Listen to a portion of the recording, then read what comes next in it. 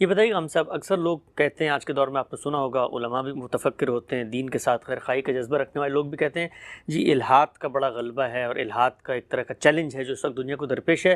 اس وقت سوال میرا یہ نہیں ہے کہ الحاد کا چیلنج کیا ہے، یا مثال کے طور پر اس مقدمے میں آپ کیا کہتے ہیں۔ آپ سے ایک موقع پر یہ سوال ہوا تو آپ نے جواب میں فرمایا کہ دنیا کے لیے سب سے بڑا چیلنج اسلام کا چیلنج ہے۔ یہ جملہ ہم نے کبھی کسی کی زبان سے نہیں سنا۔ عام طور پہ تو کہا جاتا ہے کہ جی اسلام کو خطرہ ہے، یہ چیزیں باہر سے آ رہی ہیں، اس وقت مثال کے طور پہ مسلمان نوجوان نسل اس کا جواب دے۔ یہ جو آپ نے ایک دعویٰ فرمایا کہ دنیا کے لیے سب سے بڑا چیلنج اسلام ہے، اس دعوے کے پیچھے کیا دلائل ہیں؟ اس دنیا میں آپ کے پاس دو ہی چیزیں ہیں۔ ایک یہ کہ آپ اپنے حواس کے ذریعے سے مادے کا مشاہدہ کرتے ہیں، مادے میں حیات پیدا ہوتی دیکھتے ہیں، حیات میں شعور پیدا ہوتا دیکھتے ہیں، چنانچہ اس کو آپ سمجھنے کی کوشش کرتے ہیں، اس سے آپ کے سائنسی علوم وجود میں آتے ہیں۔ لیکن انسان مادے یا حیات میں شعور کے سمجھنے تک محدود نہیں رہتا۔ وہ یہ جاننا چاہتا ہے کہ اس کائنات کی حقیقت کیا ہے۔ مادہ ہے، یہ تو ایک واقعہ ہے، آیا کہاں سے؟ مادے میں شعور پیدا ہوتا ہے، یہ ایک واقعہ ہے، لیکن یہ شعور پیدا کیسے ہوتا ہے؟ اور اس سے پہلے حیات کیسے پیدا ہوتی ہے؟ یہ بڑے بنیادی سوالات ہیں۔ اب ظاہر ہے کہ ان بنیادی سوالات سے صرف نظر کر کے سائنس کا سفر شروع کیا گیا ہے۔ یعنی پہلے یہ مان لیا گیا ہے کہ یہ سوالات اس وقت ہمارا موضوع نہیں ہے۔ یہ ہو سکتا ہے کہ کبھی ہم ان کو موضوع بنائیں، لیکن اس وقت یہ ہمارا موضوع نہیں ہے۔ چنانچہ انسان نے اپنی پوری توجہ ان پچھلی 2-3 صدیوں میں اس دنیا پر مرکوز کر لی۔ اگر آپ دیکھیں تو یہ جو سیکولرزم کی اصطلاح ہے، یہ وجود میں کہاں سے آئی تھی؟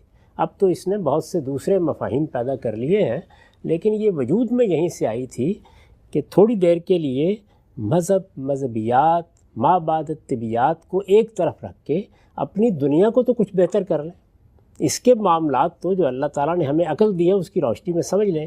تو یہ چیز انسان کی توجہات کا مرکز بن گئی، یعنی انسان توجہات کا مرکز بن گیا۔ انسان کی بہبود، انسان کی بہتری، انسان کہاں رہتا ہے، اس کو کیا ماحول میسر ہے، وہاں اسے کیا سہولتیں میسر ہیں، یہ سہولتیں کیا بڑھائی جا سکتی ہیں، انسان کو جو اللہ نے صلاحیتیں دی ہیں کیا ان میں اضافہ کیا جا سکتا ہے، ساری توجہات کا مرکز یہ چیز بن گئی۔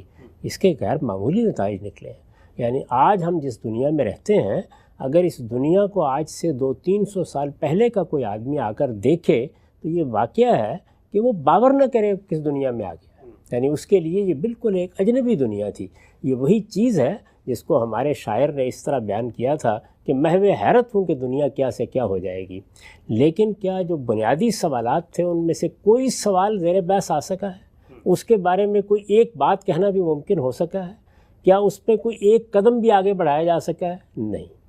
یعنی یہ بات کہ مادہ کہاں سے آیا، یہ بات کہ مادے میں حیات کہاں سے پیدا ہوتی ہے، یہ بات کہ شعور کہاں سے آ جاتا ہے، اس میں بڑی دلچسپ چیز یہ ہے کہ مادہ تو چلیے وجود میں آ چکا، حیات ہمارے سامنے پیدا ہوتی ہے، اور حیات میں شعور بھی ہمارے سامنے پیدا ہوتا ہے۔ یعنی ظاہر ہے کہ ہمارے بچے ہیں، جانوروں کے بچے ہیں، زندگی وجود پذیر ہوتی ہے، ہم اس کو دیکھتے ہیں۔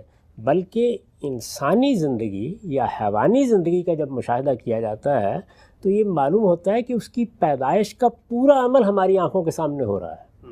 یعنی یہی خوراک کھائی جاتی ہے، یہی چیزیں ہمارے اندر جاتی ہیں، وہ فیکٹری جس میں یہ سب کچھ تیار ہو رہا ہے وہ بھی ہمارے سامنے ہے۔ ہم جب چاہیں اس کو اٹھا کر میز پر رکھ لیں اور اس کا پوسٹ مارٹم کر ڈالیں۔ یہ سب کچھ کے باوجود ہم جس جگہ پہلے دن کھڑے تھے اسی جگہ کھڑے ہیں۔ تو ظاہر ہے کہ یہ بہت بڑے بڑے سوالات ہیں۔ اب ان سوالات میں ایک سفر ہے جو انسان کر رہا ہے، وہ یہ ہے کہ ان کو فی الحال ایک طرف رکھ دیا جائے، ان سے صرف نظر کیا جائے، اور پھر بعض اوقات اپنے دل کی تسلی کے لیے یہ کہہ لیتا ہے کہ ہم نے بہت مشکلات حل کر لی ہیں اور بہت تحقیقات کر لی ہیں اور دنیا کے بڑے راز کھول لیے ہیں، ہم ایک دن یہ راز بھی کھول لیں گے اور یہ سب واضح ہو جائے گا۔ یہ سب کچھ ایک طرف رکھ کے وہ اطمینان سے اپنا سفر کر رہا ہے، اور اس سفر میں جو بڑے بنیادی سوالات ہیں، جس طرح کہ میں نے یہ تینوں سوالات سامنے رکھے، اس کے بعد جب وہ باہر کی دنیا میں دیکھتا ہے تو زمان کیا ہے، مکان کیا ہے، ٹائم کی حقیقت کیا ہے، اسپیس کی حقیقت کیا ہے، وہاں پر بھی سوائے بے بسی کے اور عجز کے اعتراف کے کوئی چیز سامنے نہیں ہوتی۔ اس میں انسانوں نے جو اپنے تخیل سے دنیایں بنائی تھیں وہ بھی ایک ایک کر کے ختم ہوتی چلی جا رہی ہیں۔ اس صورتحال میں یہ سب کچھ یہاں موجود ہے اور ادھر قرآن ہے، اور وہ ان تمام چیزوں کے بارے میں ایک حتمی بیان دے رہا ہے. یعنی یہ بھی بتا رہا ہے کہ ان سب کا منبع کہاں ہے، یہ بھی بتا رہا ہے ان کی ابتدا کہاں سے ہوئی ہے، یہ بھی بتا رہا ہے ان کی ابتدا کرنے والا کون ہے، وہ کیا ہستی ہے، اس ہستی کی کیا صفات ہیں، اس ہستی کے کیا اوصاف ہیں. اور اس سب کے ساتھ 15 صدیوں کا عرصہ گزر چکا ہے اس کتاب کے نزول پر. اس کے کسی ایک حرف کے بارے میں بھی یہ کہنا ممکن نہیں ہو سکا کہ زمانے کی گردشوں نے یا زمانے کی امتداد نے اس کو غلط ثابت کر دیا ہے. وہ اپنی جگہ پر کھڑا ہے.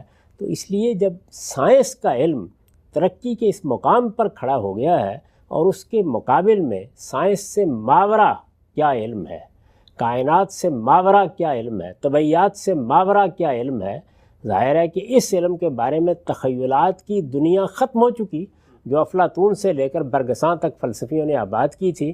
اگر کھڑا ہے کوئی تو کون کھڑا ہے؟ وہ قرآن ہی کھڑا ہے. اور جب وہ کھڑا ہے تو اس کا مطلب ہے ایک چیلنج کے ساتھ کھڑا ہے. یعنی وہ چیلنج دے رہا ہے، وہ اس کے ہاں موجود ہے. وہ یہ کہتا ہے کہ کیا دنیا میں کبھی کسی انسان کی کتاب کو یہ زندگی مل سکی ہے؟ کبھی ایسا ہو سکا ہے کہ کسی انسان کی کتاب اس طرح کے تضاد سے بالکل پاک ہو جائے؟ کبھی یہ ہو سکا ہے کہ وہ وقت کی قید سے ماورا ہو جائے اور اس میں کوئی ادنا درجے کی چیز بھی دریافت کرنی ممکن نہ ہو؟ یہ ممکن ہے کہ انسان گفتگو کرے اور اپنے زمانے کے علم سے متاثر نہ ہو جائے، اپنے زمانے کی تحدیدات میں نہ رہے. یہ ساری چیزیں ظاہر ہے کہ سوال پیدا کرتی ہیں. تو یہ سوال ہے جس کے ساتھ قرآن مجید یہ چیلنج دے رہا ہے کہ لو کان من عند غیر اللہ لوجدوا فیہ اختلافا کثیرا. اگر یہ کتاب کسی انسان کی کتاب ہوتی تو تم اس میں تضادات دیکھتے. گہرا نا یہ بات.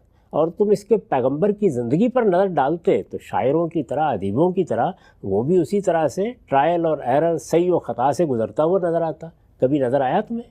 قرآن مجید یہ چیلنج دے رہا ہے اور پھر یہ کہتا ہے کہ یہ کتاب ہے اس شان کی کتاب، اس طرح دنیا کے تمام تصورات سے ماورا کتاب، اس طرح انسان کی صحیح و کاوش سے ماورا کوئی کتاب تمہارے پاس. کتاب کیا، ایک سورہ بھی ایسی ہے تو پیش کرو.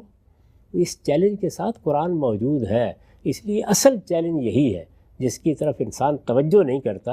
ورنہ یہ حقیقت ہے کہ جس طرح سائنس کے اکتشافات نے ہمیں ایک نئی دنیا سے روشناس کرایا ہے، اس دنیا سے ماورا دنیا سے قرآن جس اعتماد سے، جس اذعان سے اور جس طرح سے اور جس وضاحت سے متعارف کراتا ہے، روشناس کراتا ہے، وہ بجائے خود دنیا کے لیے ایک چیلنج ہے. چاہیں تو اس کے سامنے سر تسلیم خم کر کے اس پیغمبر کی بات کو مان لیں جو آسمان و زمین کی ساری حقیقتوں کے بارے میں خدا کی خبر دینے آیا تھا، اور چاہیں تو اس سے صرف نظر کر کے رہیں، لیکن اس کی آنکھوں میں آنکھیں ڈال کر اس کی تردید کرنا، اس سے گریز کرنا ممکن ہی نہیں. بہت ہی خوب ہم سے بڑی ہی اہم بات آپ نے فرمائی. اچھا، اس بڑے سوال کا تو آپ نے جواب دیا کہ چیلنج کیسے بنتا ہے. ایک ضمنی پہلو جو زیر بحث ہے، لوگ اکثر اس پہ گفتگو بھی کرتے ہیں. آپ نے فرمایا تھا کہ کوئی کتاب ایسی نہیں ہے کہ جو اس طریقے سے کھڑی ہوئی ہو جس کے اندر کوئی تضاد نہ ہو. لوگ عام طور پر مثالیں دیتے ہیں، کہتے ہیں مثال کے طور پر جی غالب کی کتاب تھی 300 سال آج تک ریلیونٹ ہے، لوگ پڑھ رہے ہیں، کتاب تو زندہ ہے، آگے ٹریول کر رہی ہے. ہمارے ہاں روز فزکس کے لوگ کتابیں لکھ رہے ہوتے ہیں، نصاب کا حصہ ہے، کتنے عرصے سے چل رہی ہے. تو کتابیں تو بہت ساری ہیں جو پرانی اب تک چلی آ رہی ہیں. ایسی کوئی ایک کتاب بھی نہیں. یعنی غالب کے کلام کو جب ہم پڑھتے ہیں تو کیا ان حقائق کی تحقیق کے لیے پڑھتے ہیں جو اس میں بیان کیے گئے ہیں؟ تو ہم پہلے اس کتاب کو کھولتے ہی جان لیتے ہیں کہ وہ تخیل کی کار فرمائی ہے. اس میں جو دعوے کیے گئے ہیں شاعرانہ دعوے ہیں، ان کا نہ شاعر سے کوئی تعلق ہے نہ حقائق سے کوئی تعلق ہے. ان کو ہم ایک ادب کی کتاب کے طور پر پڑھتے ہیں، حظ اٹھانے کے لیے پڑھتے ہیں. اس میں جو باتیں کہی گئی ہوتی ہیں وہ ہم جانتے ہیں کہ وہ باتیں درست نہیں ہیں. ان میں جو دعوے کیے گئے ہیں وہ دعوے درست نہیں ہیں. وہ انسانی شخصیت کو سامنے رکھ کر تخیل کی کار فرمائی ہے جس کا کمال ہم دیکھتے ہیں. جس کو اقبال نے بیان کیا ہے نا کہ محل ایسا کیا تعمیر عرفی کے تخیل نے، تصدق جس پہ حیرت خانہ سینہ و فارابی. تو شاعری اس کا نمونہ ہوتی ہے اور اس سے لطف بھی اسی لحاظ سے اٹھایا جاتا ہے. وہ تو ہم امرؤ القیس کو بھی پڑھتے ہیں، آج بھی پڑھتے ہیں. وہ اس لیے نہیں پڑھی جاتی کہ اس میں کوئی حقائق بیان ہوتے ہیں، نہ حقائق کے لحاظ سے اس کا جائزہ لیا جاتا ہے. ورنہ کتنے تبصرے ہیں، میں بتا سکتا ہوں کہ وہ اقبال کے ہاں وہ چیزیں موجود ہیں جو اب بالکل غیر متعلق ہو چکی ہیں. مثلا وہ حقائق موجود ہیں جن کے بارے میں انہوں نے اپنے زمانے کے علم کے لحاظ سے گفتگو کی ہے. وہ چیزیں موجود ہیں جن کے بارے میں اب نئی تحقیقات ہمارے سامنے آ چکی ہیں. آپ ریکنسٹرکشن کو پڑھ لیں، اس میں بھی مل جائیں گی، آپ ان کی شاعری کو دیکھ لیں، اس میں بھی پڑھ لی جائیں گی. نئی تحقیق آپ کو بتائے گی کہ اصل میں جبل الطارق کیا تھا اور حملہ کس نے کیا تھا، اور وہ آپ کو بتائیں گے کہ جو زبان زد عام حقائق ہے کہ وہاں جا کے انہوں نے اپنی کشتیاں جلا دی. تو ایسی دسیوں مثالیں جو دی جا سکتی ہیں. وہ تو ایک نئی دنیا میں ہم چلے جائیں گے. دنیا میں کسی کلام کے لیے ممکن ہی نہیں ہے کہ وہ 50-100 سال سے زیادہ دنیا میں کھڑا رہ سکے.